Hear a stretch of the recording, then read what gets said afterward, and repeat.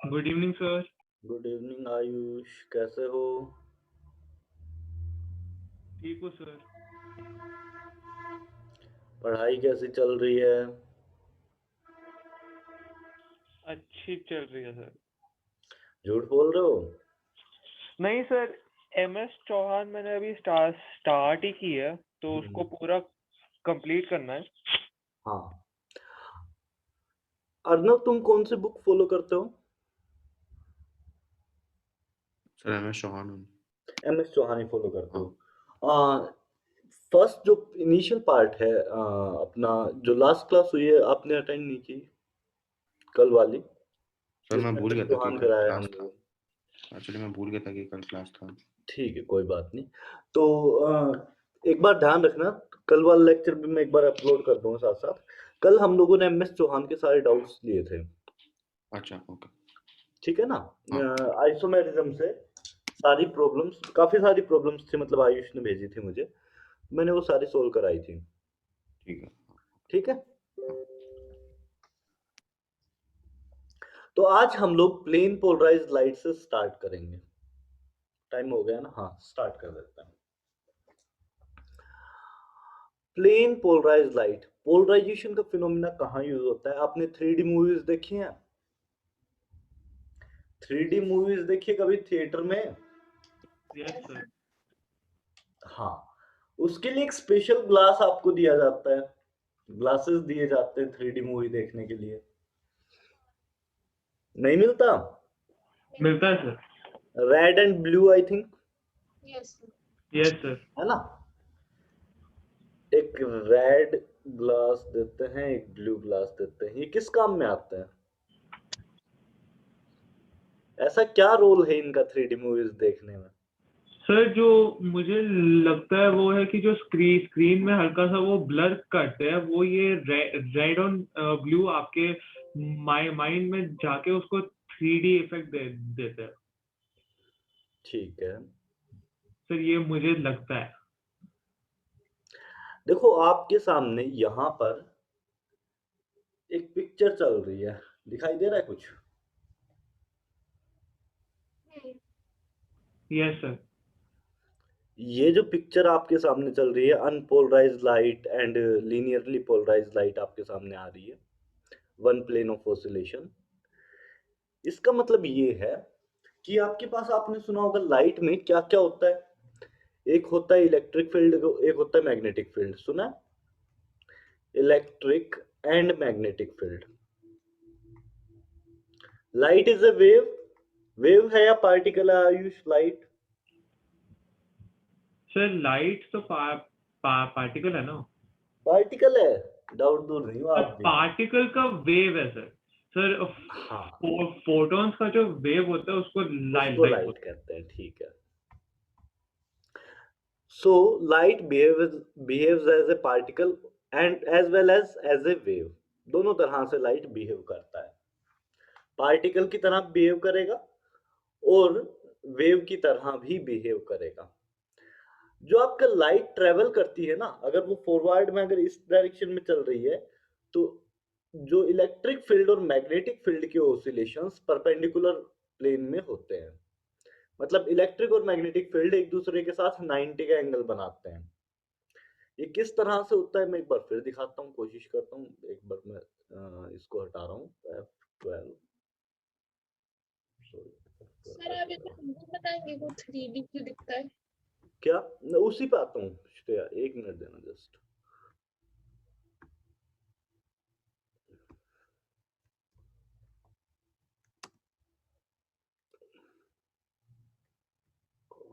Clear clear all drawings, images. देखो light कुछ इस तरह से चलता है, ये इमेज दिखाई दे रहा है? इलेक्ट्रिक एंड मैग्नेटिक फील्ड एक दूसरे के परपेंडिकुलर रहते हैं और वेव की फॉर्म में ओसिलेट करते हुए चलते हैं, ठीक है? दिखाई दे रहा है ये? हेलो? सर समझ में नहीं आया क्या? यहाँ पर इलेक्ट्रिक और मैग्नेटिक फील्ड, ये एक इमेज आई होगी आपके सामने, दिखाई दे रही है? हाँ इलेक्ट्रिक सर। और मैग्नेटिक फील्ड ओसिलेट कर रहे हैं एक दूसरे के परपेंडिकुलर, एक अगर इलेक्ट्रिक, ये वाला क्या है मैग्नेटिक फील्ड बी वाला, और ई वाला क्या है इलेक्ट्रिक फील्ड, ओके सर। है ना। ये एक दूसरे के परपेंडिकुलर है और ओसिलेशंस है। मतलब यहाँ पर दिखाई दे रहा होगा कि ये एक वेव बनाते हैं, इलेक्ट्रिक फील्ड भी एक वेव बना रहा है, मैग्नेटिक फील्ड भी एक वेव बना रहा है, और नेट मिला के हर एक डायरेक्शन में इसके ओसिलेशन चल रहे हैं। Okay, yes sir. आप एक चीज को कट कर दो, आइदर इलेक्ट्रिक फील्ड को या मैग्नेटिक फील्ड को। कैसे कट कर सकते हैं, देखो यहां पर देखो सारे ओसिलेशंस आ रहे हैं, आपने एक ऐसी जाली इसके सामने रख दी, एक ऐसी जाली इसके सामने रख दी जिसमें बहुत पतले पतले होल्स हैं, इतने पतले कि ये इस वाले ओसिलेशन को कट आउट कर देंगे। मतलब जो एक ओसिलेशन आ रहा है परपेंडिकुलर वाला उसको कट आउट कर दें, और एक वर्टिकल वाला ओसिलेशन को पास करने दें। लाइट के एक ओसिलेशन को तो इससे पास करने दे रहा है, और एक ओसिलेशन को जो इस तरह से था उसको कट आउट कर दे रहा है। मतलब थोड़ा समझाने की कोशिश, देखो इसमें बहुत सारे ओसिलेशन आए, सारे के सारे, सिर्फ एक परपेंडिकुलर वाला जो ओसिलेशन था वो बच गया, बाकी सारे ओसिलेशंस यहाँ पे रुक गए हैं। एक जाली टाइप में दे दी मैंने बीच में, बहुत पतले होल वाली। नहीं समझ आया? समझ में आ गया सर। सर ये परपेंडिकुलर मतलब कौन सी वाली है? कोई भी एक, आइदर इलेक्ट्रिक फील्ड या मैग्नेटिक फील्ड में से कोई भी एक बच जाएगी। अच्छा, ओके सर। ओके, आपके पास पोलरॉइड जो ग्लास होता है उसमें एक रेड होता है एक ब्लू होता है। तो बेसिकली आपके पास जो एक लाइट वेव होती है ना, उसमें अगर प्लेन पोलराइज ले लिया जाए तो उसका मतलब है वो एक ही प्लेन को डिनोट करेगी। प्लेन मतलब आपने एक्स वाई प्लेन सुना होगा, Y Z X Z plane वगैरह वगैरह। तो आपको अगर तीन डायरेक्शन दिखानी है, कभी भी तीन डायरेक्शन दिखानी होती है, तो आपको क्या करना पड़ेगा, एक प्लेन अगर आप लोगे कभी भी तो तीनों डायरेक्शन को नहीं दिखा सकते, दो ही डायरेक्शन दिखा सकते हो। सही बात है? अगर मैं यहां पर एक प्लेन लेता हूं एक्स वाई प्लेन, तो क्या उससे जेड डायरेक्शन दिखा सकता हूं? No sir. डेप्थ पता नहीं चलेगी एक्स वाई में। अगर एक्स जेड लेता हूं तो हाइट पता चल जाएगी, लेंथ पता नहीं चलेगी, या ब्रेड्थ पता नहीं चलेगी। एक मिसिंग होगा। तो आपके पास क्या करते हैं, एक प्लेन पोलराइज लाइट हम लोग यहां से निकालते हैं एक पोलरॉइड से, दैट इज कोई भी एक रेड या ब्लू में से एक पोलरॉइड आप अज्यूम कर लो। ये मैंने रेड ले लिया, साथ में आप एक ब्लू पोलरॉइड होगा आपके पास। पोलरॉइड मतलब ये जाली सी समझ सकते हो, जो चश्मा लगाते हो आप, वो एक टाइप से यही जाली है। तो ये एक वाला क्या, कौन सा प्लेन दे देगा, एक्स वाई प्लेन। दूसरा वाला क्या दे देगा, वाई जेड प्लेन। अब देखो एक आंख को दिखाई दे रहा है एक्स वाई प्लेन, दूसरी आंख को दिखाई दे रहा है वाई जेड प्लेन। नेट दिमाग क्या हो जाएगा, कंफ्यूज हो जाएगा, क्योंकि एक आंख कुछ देख रही है दूसरी आंख कुछ देख रही है। दिक्कत नहीं होगी? Yes sir. माइंड को एक कंफ्यूजन बन जाएगा कि ये हो क्या रहा है मेरे साथ, मैं तो फंस गया। तो जिस सेकंड माइंड को लगेगा कि मैं फंस गया, उस सेकंड पे क्या होगा, माइंड क्या करेगा, दोनों इमेजेस को मर्ज कर देगा और आपके माइंड में एक 3D इमेज क्रिएट कर देगा। दोनों जो इमेजेस बनी एक्स वाई प्लेन और वाई जेड प्लेन, दोनों इमेजेस को अगर मर्ज कर दिया जाए तो एक्स वाई जेड तीनों प्लेन दिखाई देंगे, 3D इमेज बन जाएगी। बट सर अगर एक्स वाई है और वाई जेड है तो वाई तो दो बार हो गया ना, तो वो अगर हल्का सा भी जो कॉमन है, अपना माइंड इतना तो इमेज को प्रोसेस कर सकता है कि जो कॉमन प्लेन है उसको इंक्लूड कर ले।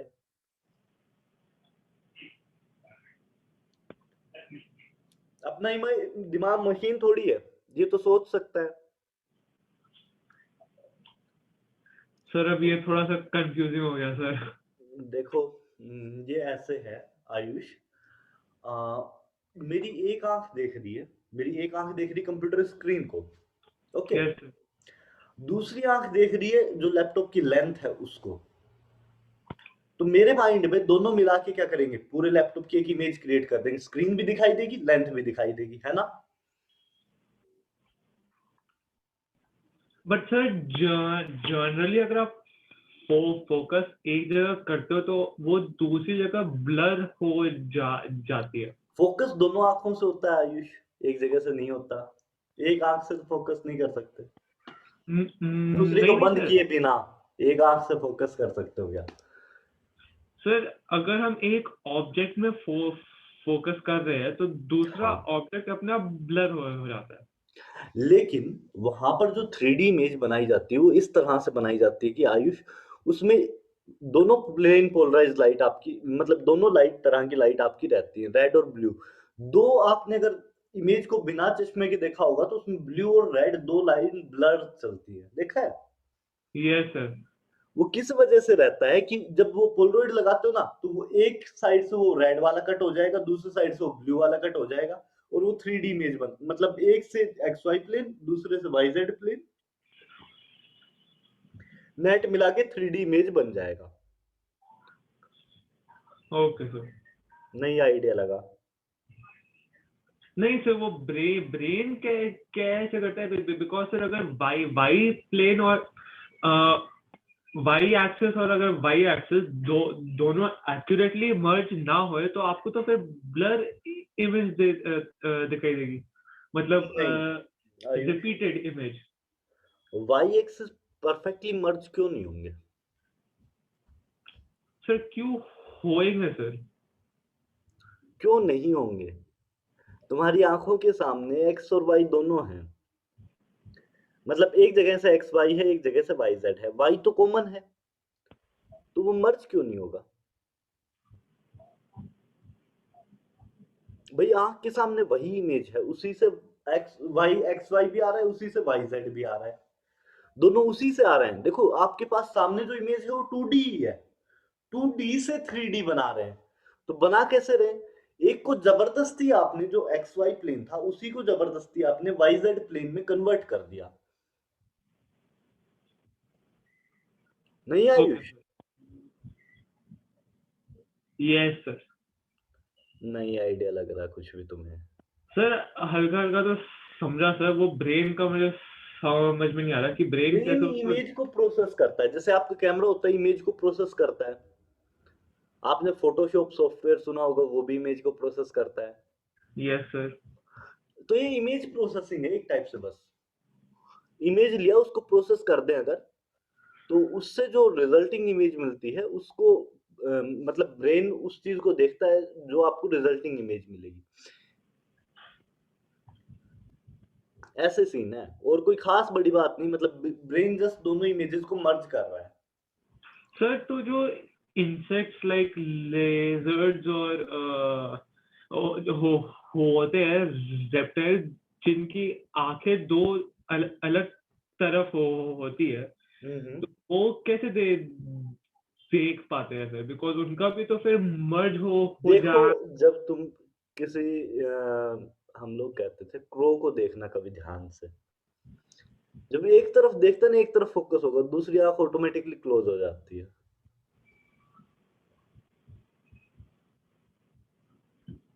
ध्यान अच्छा। से देखना आयुष, ओके सर। ठीक है? तो ये प्लेन पोलराइज लाइट एक्चुअली होती क्या है? आपकी हर एक डायरेक्शन में ओसिलेशन है, उसमें से सिर्फ एक डायरेक्शन में ओसिलेशन बचे लाइट के, तो वैसी लाइट क्या कहते हैं? Plane polarise light. और इस काम करने का सबसे इजी तरीका क्या है? आप पोलरॉइड यूज करो। पोलरॉइड क्या कहते हैं? जो चश्मा होता है पोलरॉइड, उसका ही नाम पोलरॉइड है। वो जो चश्मा आपके सामने आता है, जो 3D इमेज देखने के लिए आप चश्मा यूज करते हैं, उसी को पोलरॉइड बोला जाता है, ठीक है? Yes sir. तो यहां पर आपको प्लेन पोलराइज लाइट बनती हुई दिख रही है।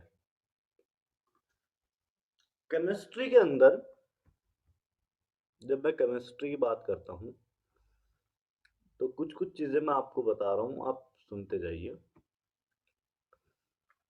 केमिस्ट्री में पहली चीज आपने सुनी होगी,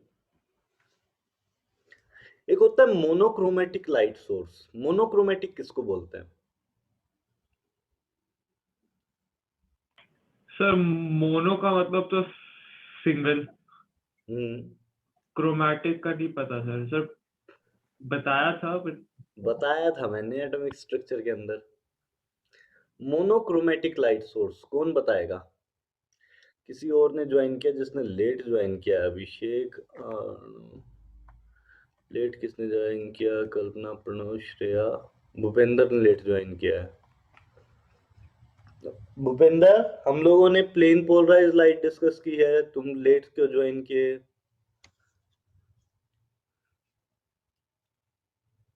लेट ज्वाइन नहीं करना था, थोड़ा सा टाइम से ज्वाइन करो। इसका शायद कनेक्ट नहीं हो रहा। कनेक्ट होने में इशू है। सो मोनोक्रोमेटिक लाइट सोर्स का मीनिंग क्या होता है? Light containing single wavelength.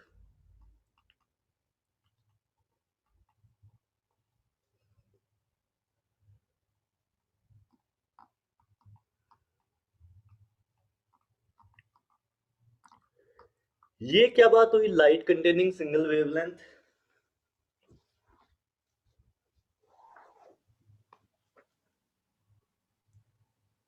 ये क्या बात हुई, कोई बताएगा? लाइट कंटेनिंग सिंगल वेवलेंथ, ये क्या लिख दिया सर ने? वेबग्रोई में से कुछ होगा। किस में से कुछ होगा, क्या बोला? सर एक ही कलर की लाइट होगी। एक ही कलर की लाइट होगी, ये तो सही बोला। और श्रेया ने क्या बोला था? मैं कह रही हूँ विग्रोज नहीं हमारा वॉयलेट इंडिको ब्लू, विबग्यो। हाँ उसमें से कोई एक लाइट प्रेजेंट हो। ओके।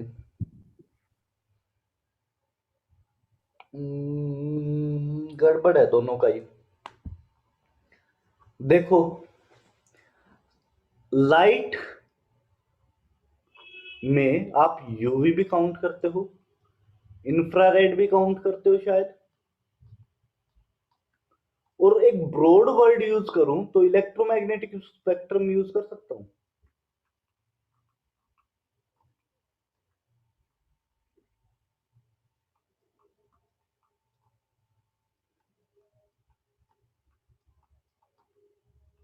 इलेक्ट्रोमैग्नेटिक स्पेक्ट्रम क्या होता है? इलेक्ट्रोमैग्नेटिक स्पेक्ट्रम बताया हुआ है एटॉमिक स्ट्रक्चर के अंदर, सब कुछ याद करो।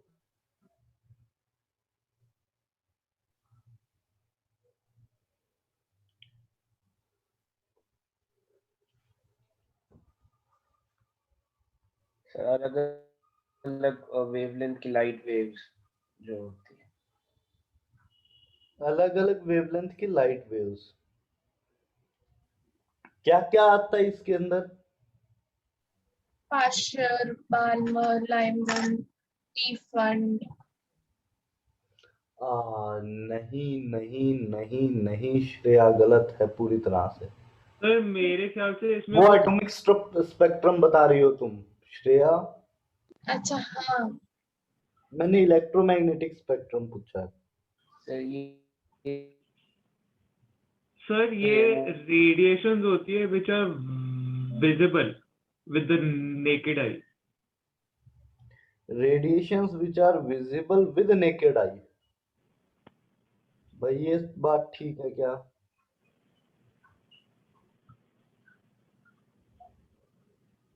कोई तो नहीं सर, बोलो। ये नहीं एक्सरे क्या? X-ray एक्सरे जो होती हैं वो आपकी इलेक्ट्रोमैग्नेटिक रेडिएशन है या नहीं है? सर वो इलेक्ट्रोमैग्नेटिक रेडिएशन में तो आती है सर, बट उसको स्पेक्ट्रम में काउंट नहीं करेंगे।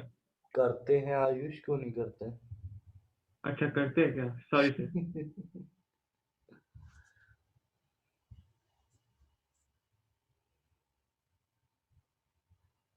करते हैं।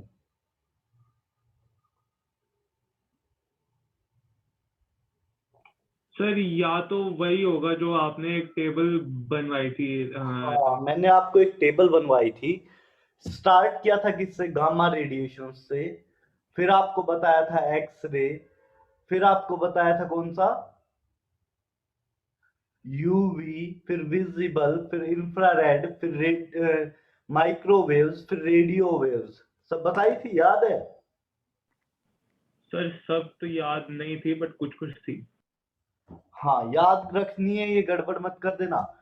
इलेक्ट्रोमैग्नेटिक स्पेक्ट्रम का मतलब होता है जितनी भी टोटल पॉसिबल वेवलेंथ्स हैं उन सबको इंक्लूड करके जो भी इलेक्ट्रोमैग्नेटिक वेव बनेगी उसको, उनके कलेक्शन को क्या बोलेंगे, इलेक्ट्रोमैग्नेटिक स्पेक्ट्रम। सारी की सारी वेवलेंथ जिसमें प्रेजेंट हो उसे बोलते हैं कॉन्टिन्यूअस स्पेक्ट्रम। और जिसमें कुछ कुछ वेवलेंथ एब्सेंट हो उनको बोलते हैं डिस्क्रीट स्पेक्ट्रम। याद करो, बताया हुआ है सब। सो मोनोक्रोमैटिक का मतलब होगा यहां पर सिंगल वेवलेंथ या सिंगल फ्रीक्वेंसी है।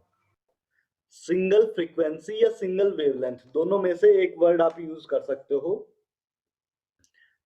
ऐसी लाइट का कोई एग्जांपल बताओ।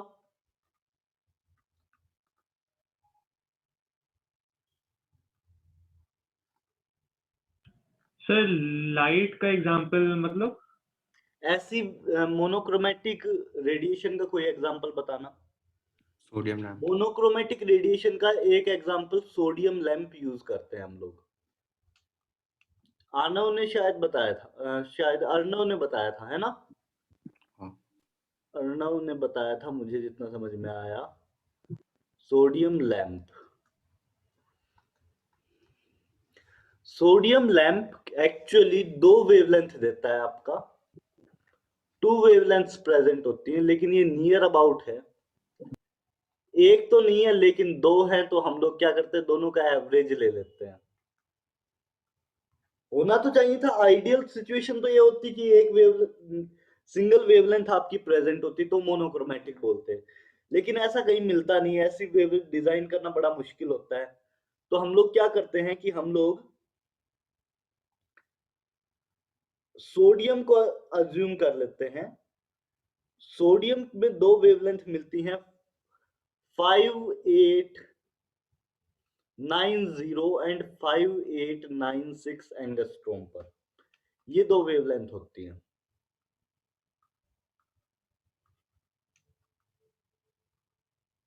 इन दोनों वेवलेंथ का एवरेज मानकर सोडियम को बोल देते हैं 5893 एंगस्ट्रोम पर सोडियम का सिंगल वेवलेंथ एमिट होता है। अज्यूम किया जाता है दो सोडियम को मोनोक्रोमैटिक बोलते हैं, ये एक्चुअली मोनोक्रोमैटिक नहीं है, ध्यान रखना है। Sodium vapour lamp actually monochromatic नहीं है, इसमें दो वेवलेंथ होती हैं 5890 और 5896। इन दोनों का एवरेज मान के हम लोग इसको मोनोक्रोमैटिक बोल देते हैं। सर तो फिर ऐसे कोई है क्या जो प्योरली मोनोक्रोमैटिक है? नहीं है, इसी वजह से सोडियम को मानना पड़ा। ओके, नहीं है, इसी वजह से सोडियम को मोनोक्रोमैटिक लाइट सोर्स अज्यूम करना पड़ा आपको। तो हम लोग सबसे पहले क्या लेंगे, सोडियम लैंप लेंगे, Na लैंप। ये आपका वेव्स एमिट करेगा, ये वेव प्रोपगेट करेंगे फ्रंट में। फ्रंट में हम लोग एक कार्डबोर्ड रख देंगे, मतलब एक आपको कोई भी डिवाइस रखना है जिसमें एक सिंगल होल हो। ये मैंने एक सिंगल होल वाला रख दिया है, सिंगल होल है इसके। इससे मतलब बहुत छोटी सी लाइट बीम पास होनी चाहिए। अब बहुत थोड़ी सी लाइट इस होल के थ्रू पास होगी। ये लाइट बीम में हर एक डायरेक्शन में ऑसिलेशंस होंगे। तो मैं इसको ऐसे दिखाऊंगा,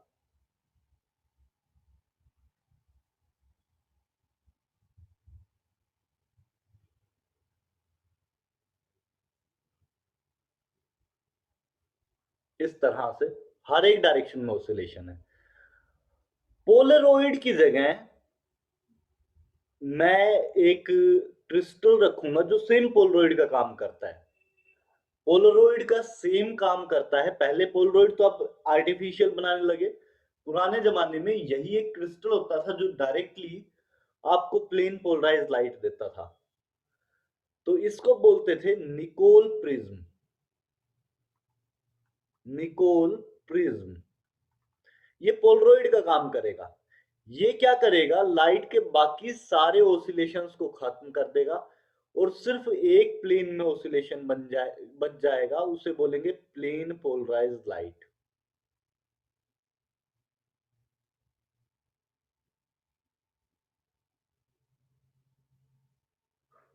सिर्फ एक डायरेक्शन में ऑसिलेशन बच जाएगा, इसे क्या बोलेंगे, प्लेन पोलराइज्ड लाइट।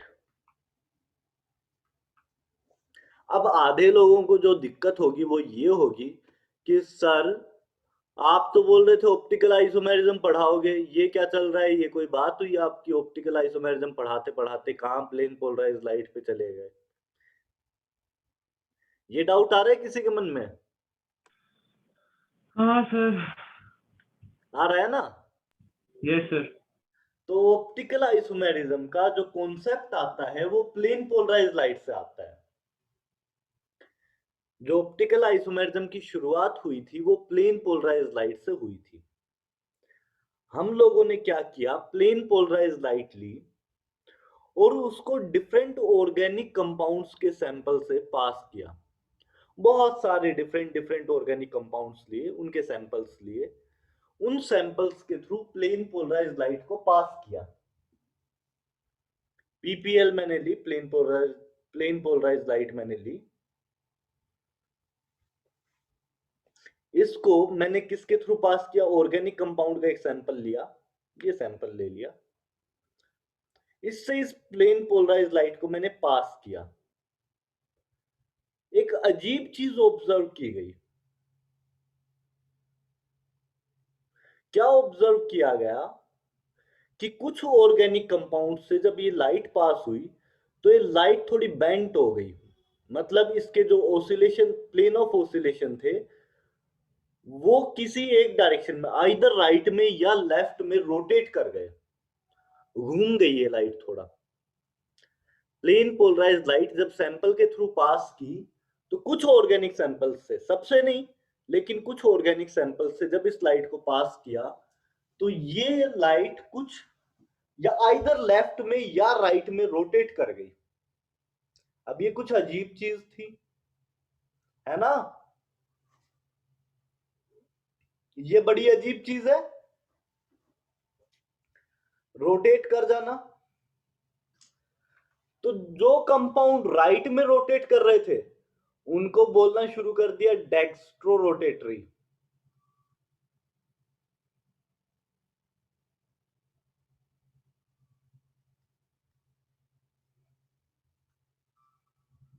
और जो कंपाउंड लेफ्ट में रोटेट कर रहे थे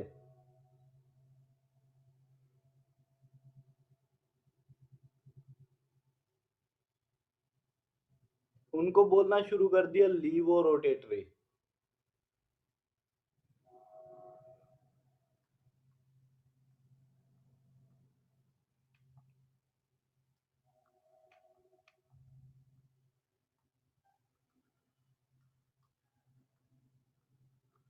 लीवो का मतलब होता है टुवर्ड्स लेफ्ट,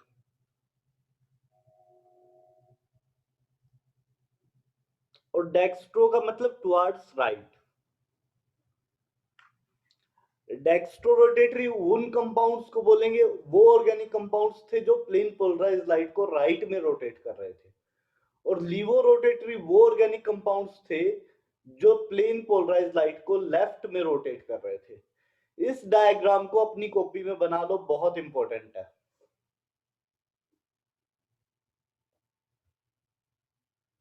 जल्दी से इस डायग्राम को अपनी कॉपी में बना लो।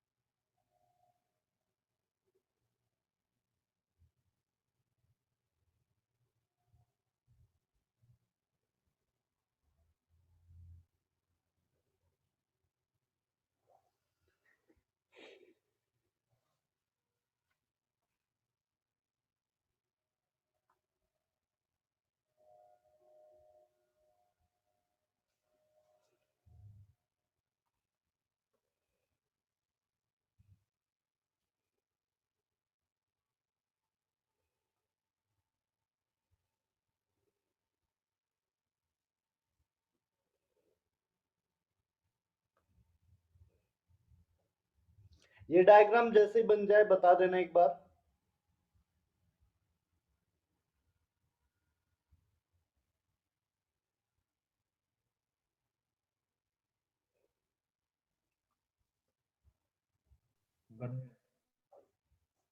बन गया क्या? Yes sir. बहुत बढ़िया।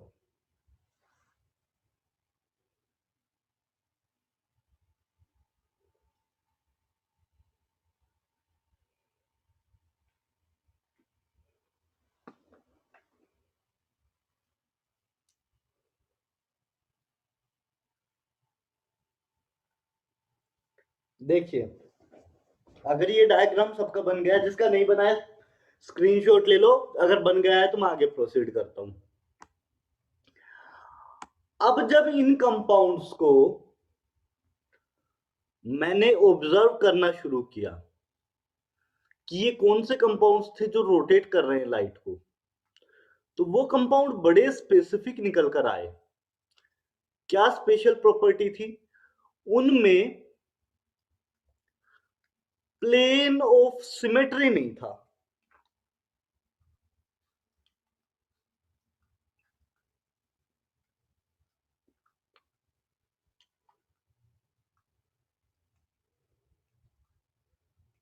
अब ये प्लेन ऑफ सिमेट्री क्या होता है ये बताएंगे, एंड साथ में सेंटर ऑफ सिमेट्री नहीं था।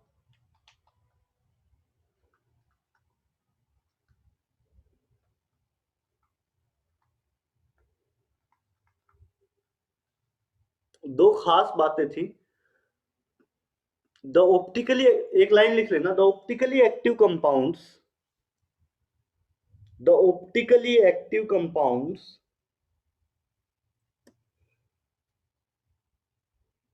the optically active compounds will not contain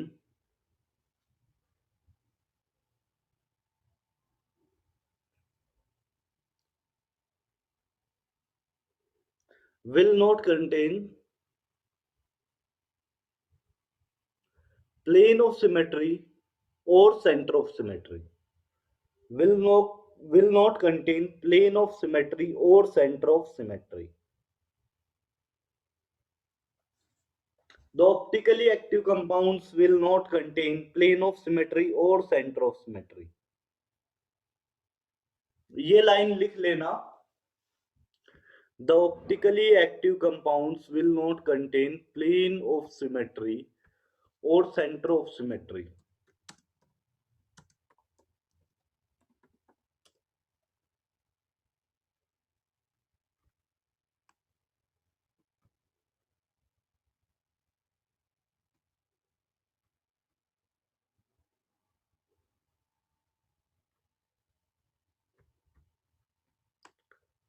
Plane of symmetry or center of symmetry.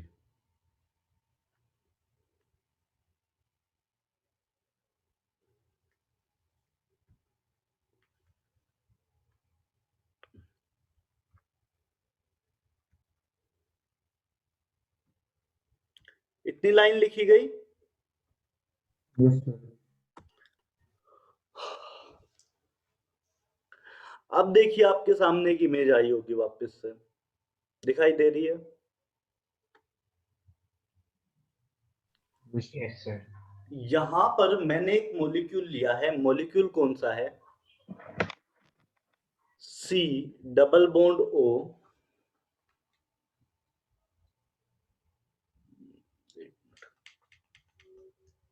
C double bond O H। आपको पता है इस मॉलिक्यूल के हाइब्रिडाइजेशन क्या है? sp2। sp2 का मतलब प्लेनर स्ट्रक्चर होगा, स्ट्रक्चर प्लेनर होना चाहिए sp2 का। sp2 में ज्योमेट्री क्या होती है? Trigonal planar.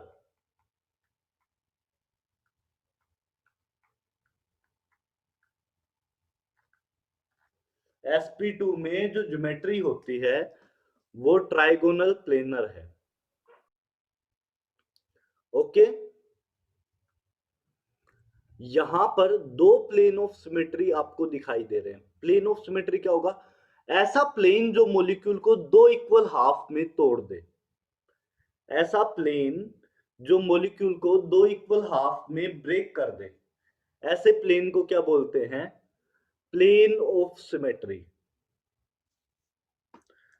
Plane of symmetry क्या होगा? ऐसा प्लेन जो मॉलिक्यूल को दो इक्वल हाफ में तोड़ दे। तो मैं आपको 3D में भी एक बार दिखा देता हूं।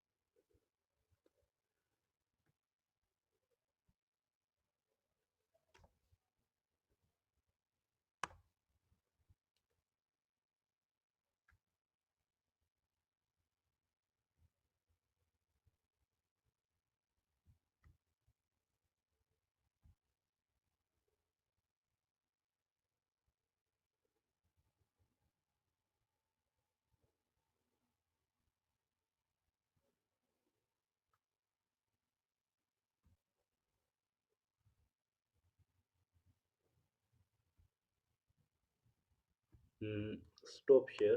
आपके सामने मैं एक और दिखा रहा हूं, देखिए। इसी मॉलिक्यूल को आप यहां पर देखिए, दे रहा आपको दिखाई? एक सेकेंड देना, जस्ट डिलीट। हाँ, ये मॉलिक्यूल अभी आपको दिखाई दे रहा होगा, है ना? देखो, ये वाला प्लेन अगर मैं लेता हूं, ये जो पूरे मॉलिक्यूल को दो इक्वल हाफ में कट कर दे, ये वाला प्लेन, यहां पर एक ऐसा प्लेन है जो तीनों मॉलिक्यूल को साथ कंटेन करता है। मैं एक बार वीडियो ऑन कर रहा हूं, देखिए। यहां पर आपके पास एक मोलिकुलर प्लेन नाम का टर्म होता है। मोलिकुलर प्लेन किसको बोलेंगे? ऐसा प्लेन जो पूरे मॉलिक्यूल को कंटेन करता है। तो यहां पर एक प्लेन ये वाला है, ये देखिए, इस प्लेन में पूरा मॉलिक्यूल यूं कट कर सकते हैं हम लोग, देखिए। Yes sir. पूरे मॉलिक्यूल को यूं कट किया जा सकता है। यहां से अगर मैं चलाता हूं तो पूरा मॉलिक्यूल कट हो जाएगा। एक ये प्लेन हो सकता है जो हाँ मॉलिक्यूलर प्लेन है, और दूसरा प्लेन कौन सा हो सकता है? दूसरा देखिए। सर। हाँ जी, सर आपने कट कैसे किया, समझ में नहीं आया। एक मिनट में मॉलिक्यूल उठा लूं, या तो मैं मॉलिक्यूल उठाई दिखा देता हूँ, एक मिनट देना जस्ट। फिर आयुष, एक मिनट दो मुझे, मैं मॉलिक्यूल उठा लेता हूँ, थोड़ा कंफ्यूजन कम होगा।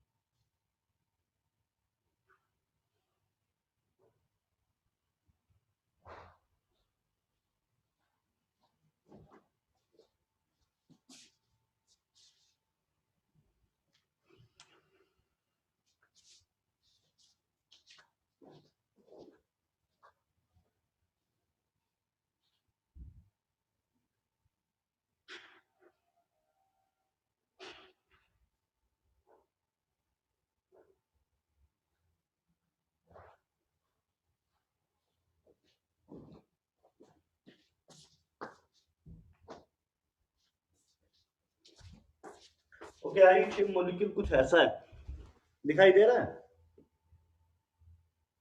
ऑक्सीजन लगा देता हूँ मैं, थोड़ा सा और इसको बेटर बना देता हूँ। हाँ आयुष, ये मॉलिक्यूल कुछ ऐसा है, अभी दिखाई दे रहा है? Yes sir. इसमें ये वाला प्लेन जो इन तीनों को ठीक बीच से काट दे, ओके। है ना? सारे एटम्स ठीक बीच से कट जाएंगे इस प्लेन से। एक ये वाला प्लेन होगा, एक ये वाला। देखो ये यहां से कट कर दे इसको। सर वो तो फिर दो को ही करेगा ना, सेंट्रल और नहीं, ऊपर वाला। फिर आप देखो कि ये पोर्शन बिल्कुल सिमेट्रिक आ जाएगा दोनों साइड, यहां से मैं कट करता हूं तो। हाँ जी। आपको इक्वल हाफ में काटना था, इक्वल हाफ में नहीं कट रहा है। अच्छा, मतलब अगर सिमेट्रिक करना हो तो।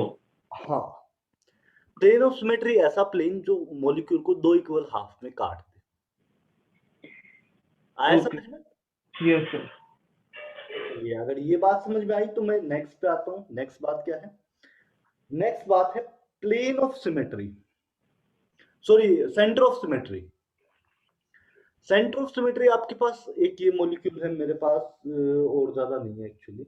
तो अभी मैंने 3 जगह ब्लैक कनेक्टेड है, 3 जगह ये वाला कनेक्टेड है, लेकिन ये अज्यूम करो कि सब जगह ब्लैक कनेक्टेड है। तो मैं इस सेंटर से अगर ऊपर की तरफ जाता हूं तो एक डिस्टेंस पे एटम मिलता है, उसी डिस्टेंस पे इस तरफ चलता हूं तो भी एटम मिलेगा। ये बीच वाला पॉइंट देखो, क्या ये सेंटर है पूरे मॉलिक्यूल का? Yes sir. तो ऐसे पॉइंट को बोला जाता है सेंटर ऑफ सिमेट्री, जिससे इक्वल अपोजिट डायरेक्शन में जाने पर 180 के एंगल पे जाने पर इक्वल डिस्टेंस पर एटम्स मिले। मतलब इसमें ऊपर की तरफ जा रहा हूं तो भी एटम मिल रहा है, नीचे की तरफ जाने पर भी एटम मिल रहा है, सेम टाइप का होना चाहिए। अलग अलग एटम हो गए तो plane of sorry centre of symmetry नहीं आएगा। लेकिन अगर सेम टाइप के एटम्स हो, ऊपर और नीचे जाने पे, साइड में जाने पर, इस तरफ जाने पर, कहीं भी जाओ, अगर सेम टाइप के एटम्स अगर आ रहे हैं तो उस पॉइंट को बोलेंगे सेंटर ऑफ सिमेट्री। ओके, नहीं आया?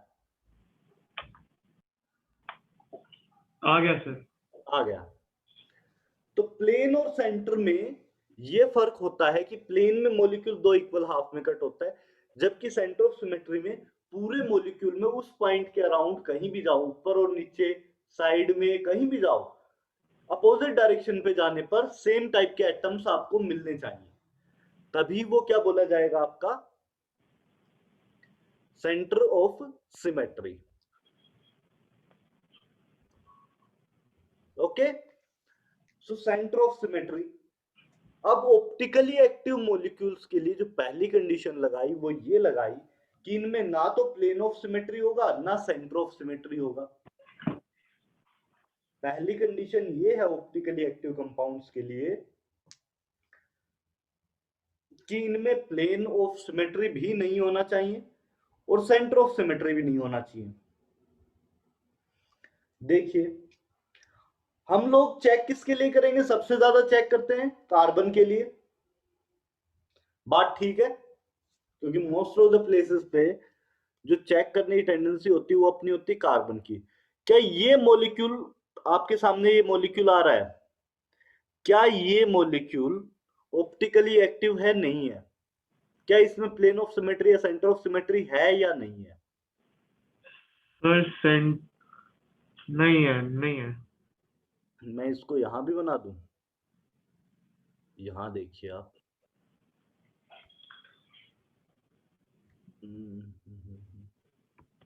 सर सेंटर ऑफ सिमेट्री नहीं है और प्लेन ऑफ सिमेट्री मेरे ख्याल से पॉसिबल है।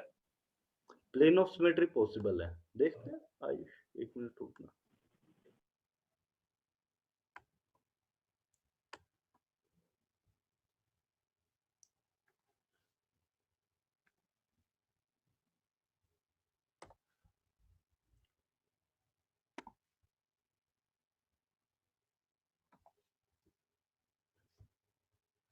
आयुष, तुम्हारे पीछे की तरफ एक मॉलिक्यूल आया है, दिख रहा है?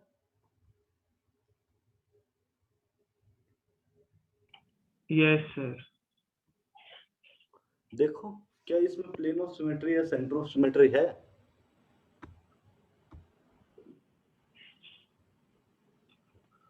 सर इसको कैसे देखते हैं सर ये? देखो, यहां पर ये मॉलिक्यूल आपको दिखाई दे रहा है। आयुष, अगर मैं इन दोनों एटम्स को पकड़ता हूं यहां से और इस प्लेन से कट करूं तो क्या ये दो इक्वल हाफ में कट हो जा रहा है? Yes sir. तो इसमें सेंटर ऑफ सिमेट्री होगा। यहां से इस मॉलिक्यूल को कट करूं, यहां से देखो दोनों इक्वल हाफ में डिवाइड हो गया है। पर सर जो आपने जो ड्रॉ किया है इस पे, हाँ वो तो क्या होगा, क्योंकि उसमें तो एक जगह क्लोरीन है ना। देखो, यूं देखो श्रेया, अब आपके सामने जैसा मॉलिक्यूल रुका हुआ है, मैं इसको एक बार स्पिनिंग रोक देता हूँ इसकी। अब देखो श्रेया, ये मॉलिक्यूल जैसा दिखाई दे रहा है। ओके, हाँ अब क्या करो, बीच में से एक चला दो, तो दोनों साइड हाइड्रोजन हाइड्रोजन बचेंगे, ठीक बीच में चलाओगे तो हाँ 3 एटम ठीक बीच से कट जाएंगे, फ्लोरीन कार्बन और क्लोरीन ठीक बीच से कट जाएंगे, लेकिन हाइड्रोजन हाइड्रोजन 2 आर्म बच जाएंगी, एज इट इज दोनों साइड सिमेट्रिक है। Yes sir. तो प्लेन ऑफ सिमेट्री होना चाहिए। नहीं आया या आया, बताओ भाई। पर सर इधर तो एटम अलग अलग है ना, बट एटम अलग अलग नहीं है श्रेया, देखो ये इस तरह से मॉलिक्यूल है, ये दिख रहा है आपको? अगर आपके यस। सामने दिख रहा हो तो ये हाँ इस सर। तरह का मॉलिक्यूल है। इसमें क्या करना है आपको, ये वाला प्लेन डाल दो। मैं क्या करूं, यहां से इन दोनों को पकड़ लेता हूं, कैमरा है सामने। ये वाला प्लेन डालो आप, ठीक बीच से कट करने वाला, दिख रहा है? ये यस सर। प्लेन इन 3 एटम को तो ठीक बीच से काट देगा। बीच हाँ से काटेगा मतलब 2 इक्वल हाफ में एटम दोनों साइड आ जाएगा, हाँ और दोनों हाइड्रोजन सिमेट्रिक होंगे दोनों साइड। यस सर, तो समझा। क्या इसमें प्लेन ऑफ सिमेट्री होगा? हाँ होगा। आ रहे हो? मैं भूल जाता हूँ इसका नाम ही, बार बार मैं कंफ्यूज कर जाता हूँ। हाँ, अर्नव, अर्नव, मैं कंफ्यूज कर जाता हूँ। हाँ अर्नव, Yes, ये sir. बताओ, ये वाला कुछ दिखाई दिया नहीं दिया आपको? अर्नव, आवाज आ रही है मेरी? I think. हाँ अभी आ रही है। हाँ, yeah. क्या अच्छा, डाउट है question? इसमें, बताओ। नहीं सर, आई थिंक कोई डाउट नहीं। क्वेश्चन क्या है? मैं ये बताने की कोशिश कर रहा था कि प्लेन ऑफ सिमेट्री कैसे देखी जाती है। सर को समझ गए? समझ गए? हाँ, अरे आई ठीक थिंक है, नहीं पूछा ना। चलिए मैं कुछ मॉलिक्यूल्स आपके सामने 2D में लिख रहा हूं, आपको ट्राई करना है, बताना है किसमें प्लेन ऑफ सिमेट्री होगा किसमें नहीं होगा। ठीक है सर हाँ जी, सर प्लेन ऑफ सिमेट्री तो समझ में आया सर, बट जो आपने वो अभी बनाया था उसमें सेंटर ऑफ सिमेट्री था क्या? सेंटर ऑफ सिमेट्री नहीं है, टेट्राहाइड्रल मॉलिक्यूल में कभी भी सेंटर ऑफ सिमेट्री नहीं आएगा। नहीं होता ना? Okay sir. ये सिर्फ एक जगह दिक्कत आएगी, वो कहाँ आएगी, जब आपको ऑक्टाहाइड्रल मॉलिक्यूल या sp3d2 हाइब्रिडाइजेशन मिले, तो वहां पर ये ज्यादा दिक्कत आती है। टेट्राहाइड्रल में ऐसे इतनी दिक्कत नहीं आती है।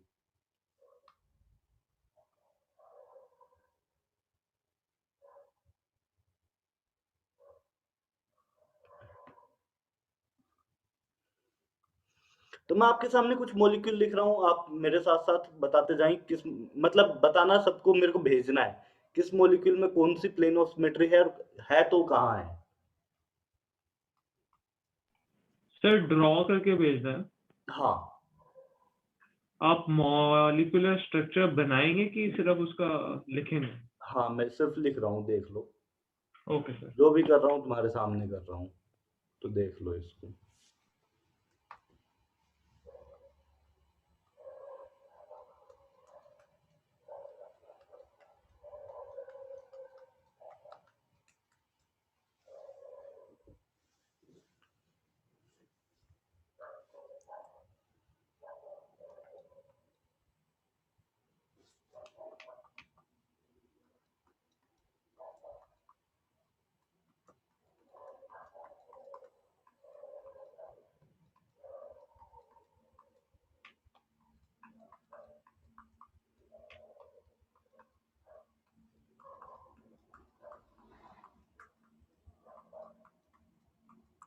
ट्राई करो एक बार सब लोग।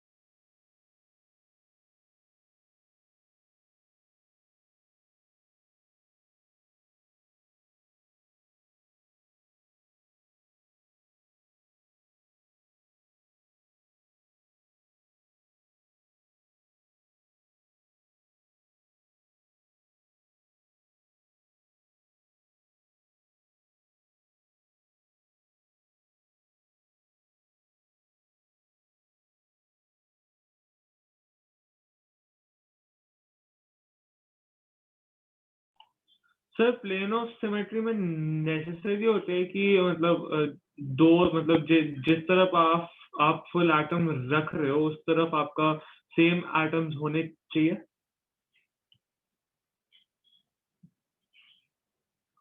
हेलो।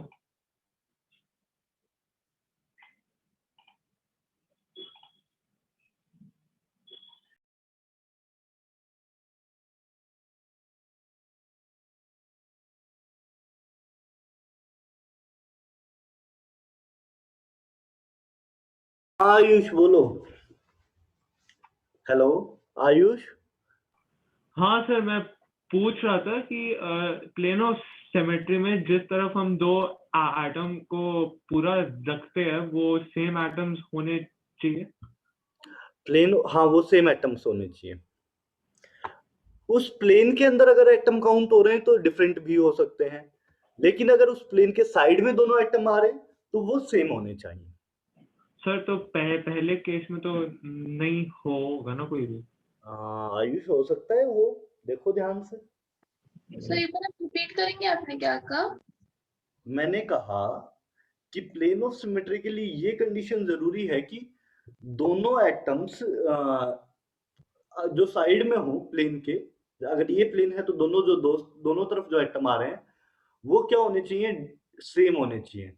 लेकिन अगर प्लेन के बीच में ही एटम आ रहे हैं, मतलब प्लेन के अंदर आ रहे हैं, प्लेन के उनको कोइंसाइड कर रहा है, तो वो एटम्स डिफरेंट भी हो सकते हैं। ठीक है श्रेया, क्या बोला समझ आया? करके बता दो, मेरे को नहीं अभी भी समझा। देखो ये वाला देखो, पहले वाला उठाते हैं, ये ऐसा मॉलिक्यूल है, हम्म, इसमें अगर ये वाला प्लेन लेंगे हम लोग तो दोनों तरफ डिफरेंट एटम है। एक तरफ हाइड्रोजन है, एक तरफ सॉरी एक तरफ फ्लोरीन है, एक तरफ फ्लोरीन है ना? यस। ये वाले प्लेन लेने पे दोनों तरफ डिफरेंट एटम है। तो मैं ये कह रहा हूं अगर ऐसे प्लेन लो तो दोनों तरफ एटम सेम होने चाहिए, और अगर ये वाला प्लेन लो तो आपके सारे एटम डिफरेंट भी हो सकते हैं, क्योंकि ये पूरा हाइड कर देगा, पूरे हर एक एटम को ठीक बीच से काट देगा। नहीं सर अगर ऐसा है तो हम कितना विजुअलाइज कर सकते हैं सबको? ये तो सबको सब सोचना पड़ेगा भाई, ये तो दिक्कत है ही।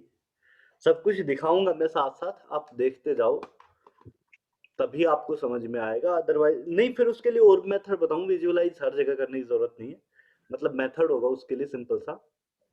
मैं आपको सिर्फ एक आइडिया दे रहा हूँ, प्लेन ऑफ सिमेट्री और सेंटर ऑफ सिमेट्री की वजह से ऑप्टिकल एक्टिविटी आता है। जो दूसरा कॉन्सेप्ट अब चलेगा इसके बाद कि चारों ग्रुप डिफरेंट होने चाहिए कार्बन के अराउंड, वो मेन लॉजिक नहीं होता है। मेन लॉजिक अभी जो बता रहा हूँ वो है। सर एक बार आप टेट्राहेड्रल का शेप दिखा सकते हैं क्या? हाँ 1 मिनट में दिखाया श्रेया, रुको एक मिनट। सर बट ये तो 2D में हम बनाएंगे ना, तो 3D में कैसे आपको फोटो खींच के भेज सकते हैं? थ्री तो 2D में ही आप प्लेन दिखा दोगे तो मुझे आइडिया लग जाएगा आयुष, ऐसे कोई बात नहीं है। तुम पता है मैं तो टैलेंटेड हूँ ही, तुम नहीं हो तो क्या हुआ है ना? Okay sir. CLFPR देखो श्रेया, आपके सामने मैं दिखा देता हूँ, ये एक टेट्राहाइड्रल मॉलिक्यूल है। अरे सॉरी गलत शेयर हो गया, शेयर।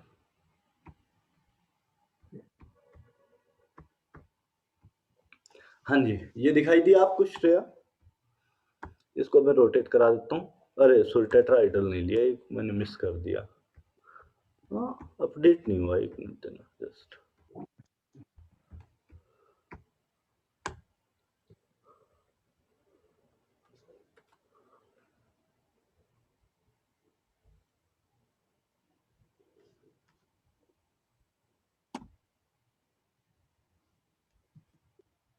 सर अच्छा हाँ।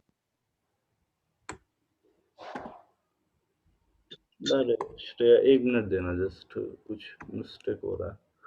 BR करना, BR कर नहीं पा रहा हूँ।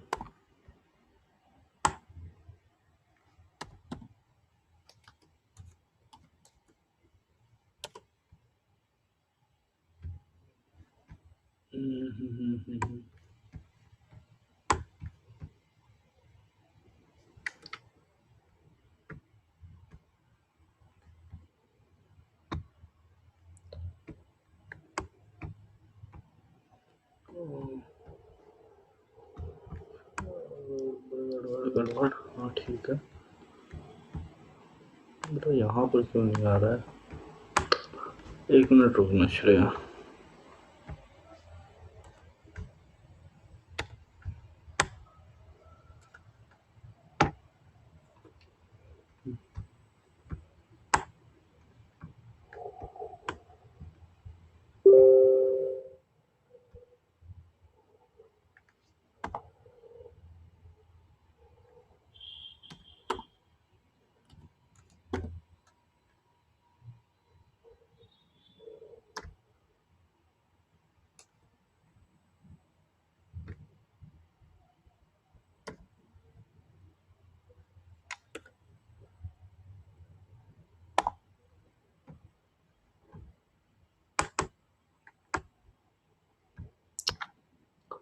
अरे इसके अंदर क्यों नहीं आ रहा है?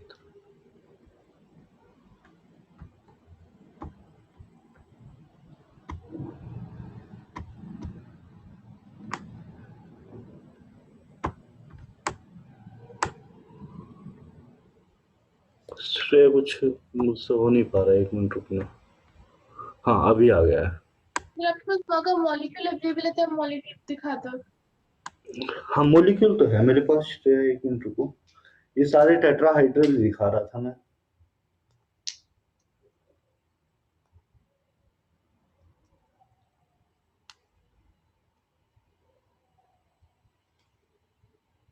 देखो श्रेया, ये टेट्राहाइड्रल मॉलिक्यूल है, दिख रहा है? हाँ ये आपका टेट्राहाइड्रल होता है। टेट्रा किस वजह से? 4 और फेसेस, 4 फेस हैं, 1 फेस, 2 फेस मतलब बैक साइड वो में, हाँ सर 3 और फिर ये फ्रंट की साइड 4 फेस, नीचे की साइड 4 फेस। इसमें 4 फेसेस हैं, 1 2, इस तरफ 3 और इस तरफ 4, 4 तो फेसेस हैं। सिमेट्री तो पॉसिबल है ना? इसमें प्लेन ऑफ सिमेट्री तब पॉसिबल नहीं होगी जब चारों ग्रुप डिफरेंट होंगे। हाँ अगर से हम आपने CH4 दिया है तो वो तो पॉसिबल है। उसमें प्लेन ऑफ सिमेट्री होगा CH4 में। CH4 में प्लेन ऑफ सिमेट्री होगा। यहां पर एक चीज आप कंक्लूड कर सकते हो कि अगर चारों ग्रुप डिफरेंट हैं तो प्लेन ऑफ सिमेट्री नहीं होगा। तो एक लाइन लिख लो, if carbon contains all 4 different groups, in that case there will be no plane of symmetry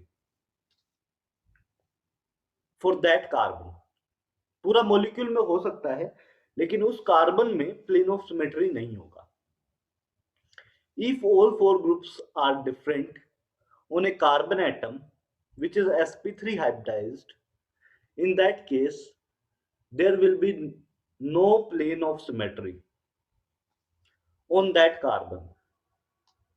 If all 4 groups are different in a sp3 hybridized carbon atom, in that case there will be no plane of symmetry for that carbon atom।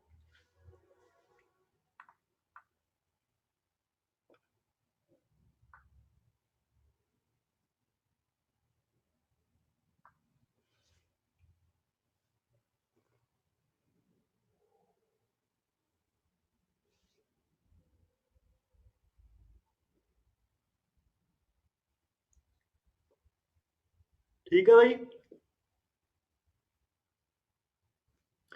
Such carbon atom is known as chiral carbon।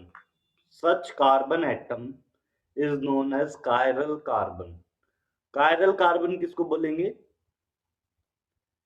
जिसमें plane of symmetry नहीं हो, जिसमें चारों groups different हो, जिस carbon atom के around चारों group different हो, उसको क्या बोलते हैं? Chiral carbon. ध्यान रखना है। Okay yes sir. चलिए बहुत बढ़िया।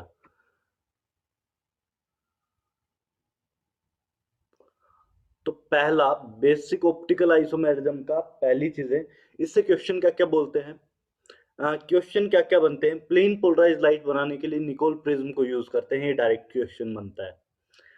फिर आपका क्वेश्चन जो बनता है वो ये होता है, जो प्लेन पोलराइज लाइट है उसमें राइट में रोटेट करने वाले क्या बोलते हैं, लेफ्ट में रोटेट करने वाले क्या बोलते हैं। और इसमें एक चीज और भी होती है, अगर आपका राइट में रोटेट कर रहा है लाइट को, कोई मॉलिक्यूल लाइट को राइट में रोटेट कर रहा है, मैं ऊपर दिखा देता हूं आपको, डेक्स्ट्रो रोटेटरी है, तो उसको आप प्लस साइन से दिखा सकते हो। ये जो डेक्स्ट्रो रोटेटरी मॉलिक्यूल्स होते हैं इनके आगे प्लस साइन लगा सकते हो, और लीवो रोटेटरी के आगे माइनस साइन लगा सकते हो। साइन लैंग्वेज क्या होगी, डेक्स्ट्रो रोटेटरी का मतलब होगा पॉजिटिव साइन, लीवो रोटेटरी के लिए negative sign.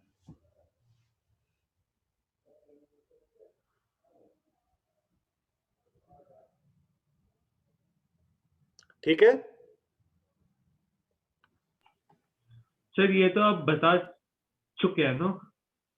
Positive negative sign नहीं बताया था आयुष। अच्छा, ओके सर। चलिए